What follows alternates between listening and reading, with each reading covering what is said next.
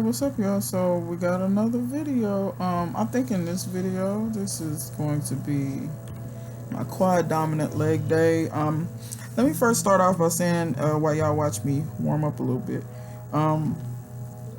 Thanks to all my new subscribers. Like, share, subscribe to videos. Yeah, so let's get into it. So right here you see me doing a few this is an exercise that knees over toes guys does. I really should be doing them a little bit slower and pausing at the bottom, but I just really was trying to, get prepared to start doing some squats. So I was warming up my knees and just loosening up a little bit more. Before this, I did a little bit of dynamic stretching, not much. I don't do a ton of warming up before I enter the gym. I don't do a ton of warming up before I really start my workouts, to be honest. That's probably not a good thing. Some days I feel like I need to warm up more, other days I don't. I do listen to my body, but sometimes I feel like warming up, just excessive warming up, takes away a lot of energy from the actual workout session. So, right here I was doing a little bit to help open my hips up a little bit. Stretch my hamstrings and glutes a little bit. Like I said, just get ready to start squatting.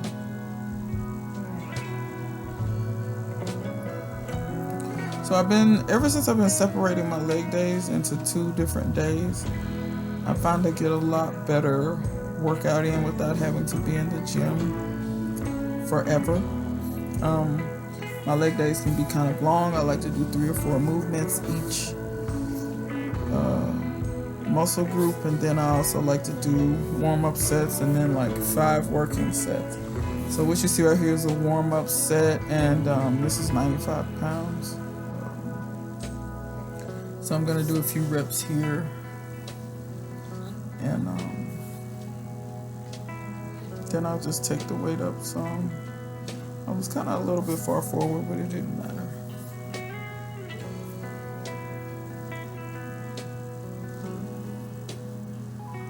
I can't remember what I worked up to. This right here, those are 35s on each side. So that should be 115.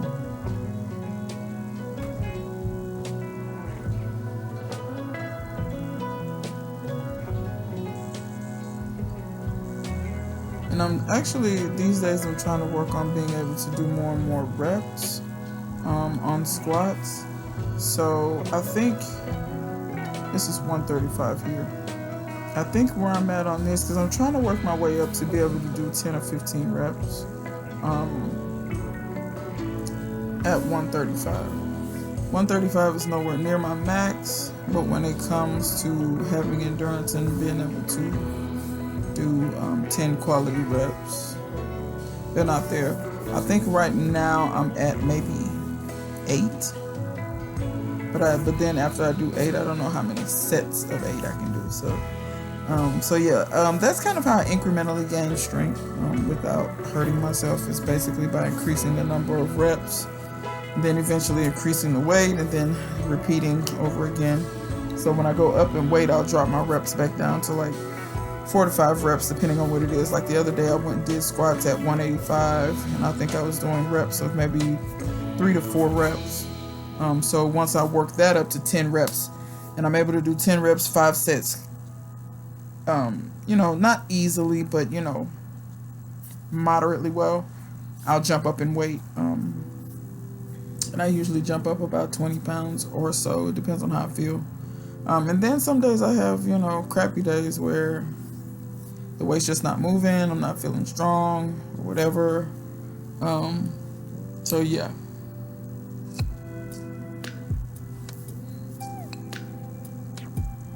The day I did this, I was feeling moderately strong. I wasn't feeling super strong. The last time that I did squats, I actually was feeling quite a bit stronger. But like I said, a lot of that has to do with on leg days. Leg day is the one day where I might try to eat before I go to the gym. Most times I work out fasted. I do not eat before I go to the gym most times. I have to be careful what I eat when I do squats, because of bracing. I don't really like my stomach to be full, because bracing doesn't feel the best to me. It feels more natural if my stomach is not as full. But I find if I go fasted, I'm a lot weaker. So before I go, I'll try to get some carbs in.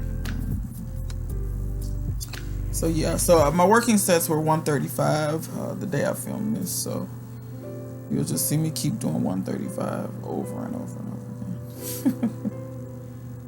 again.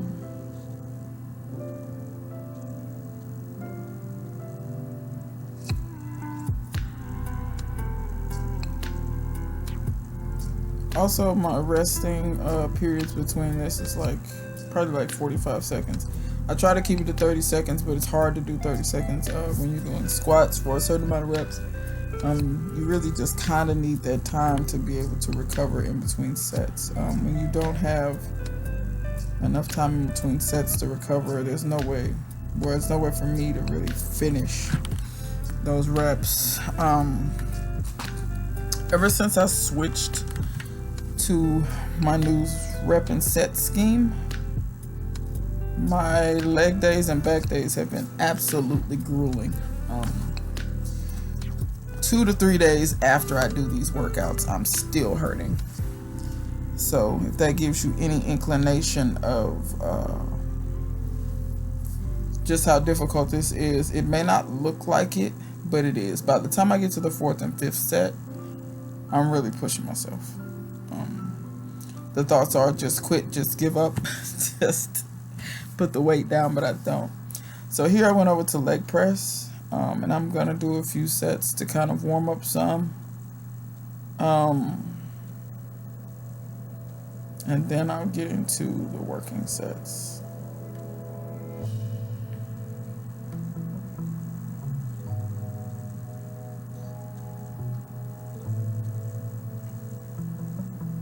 And that's another thing. I always remember to adjust the equipment. Sometimes the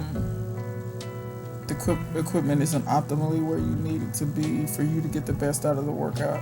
I notice sometimes people do partner workouts or whatever, and they don't move anything. And like it's like a tall person and a super short person. It's like there's no way you're gonna set that machine up to be exactly the same for both of you.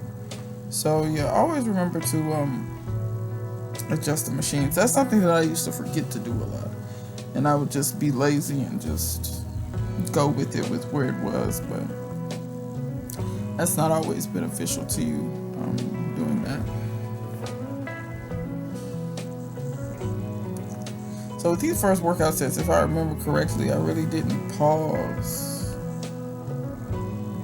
anything. I really didn't take any rest period in between the warm-ups. Alan Thrall made a point a long time ago about when you're doing warm-up sets, there's really no need for you to be taking really rest breaks in between. And I think that's why a lot of people spend 45 days in the gym.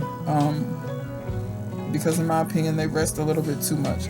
I also have a thing where I get cold really quickly.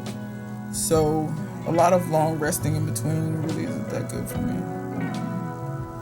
A lot of times when I work out with other people, they find it interesting that I go so fast, because it's kind of like I do my set, they do their set. I do my set, they do their set. It's like so it's like almost hardly any resting in between. But they also often find it interesting they get so much done in the gym versus when they're alone. But believe it or not, I do try to push myself as much as possible when I'm in the gym, because I don't go to the gym every single day of the week. I don't have time to go to the gym every single day of the week.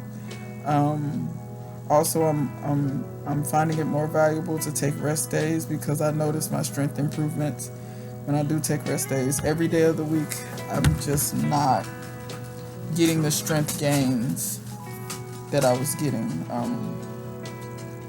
without taking rest days.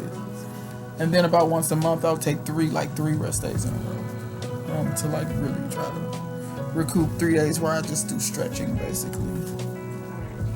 So on this particular leg press, 3 to 4 plates on each side is pretty much my working set. I don't know if I go up to 4 plates on this one, but I'm pretty sure I stayed at 3. and did my working sets there. But there have been days where I've done working sets of 4 plates on each side.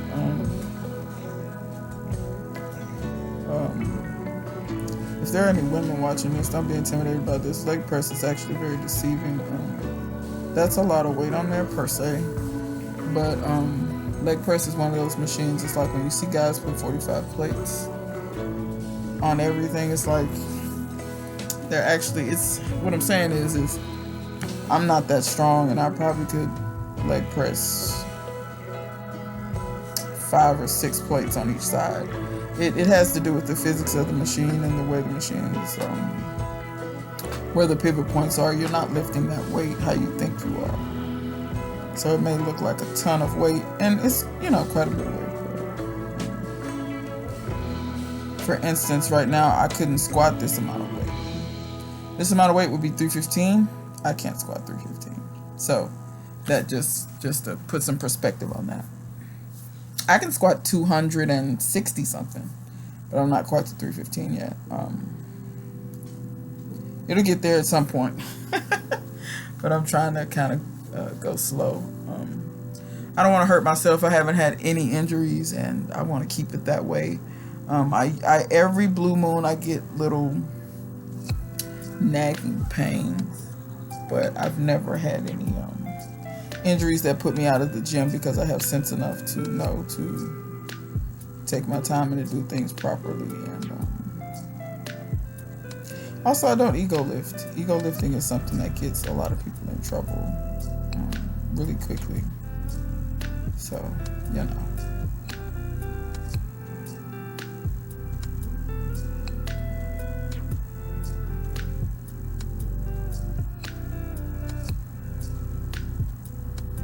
So the dude I was talking to over there, he said he broke his back while he was deadlifting one time. Speaking of injuries, that's what he was telling me. That's what we were talking about while I was lifting.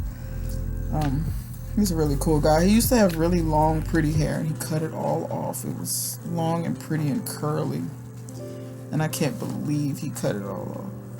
But now he looks like all the other douchebags in the gym. But anyway. But nah, he's a nice guy though. But yeah, this is my last set, y'all. So until next time, see you guys later.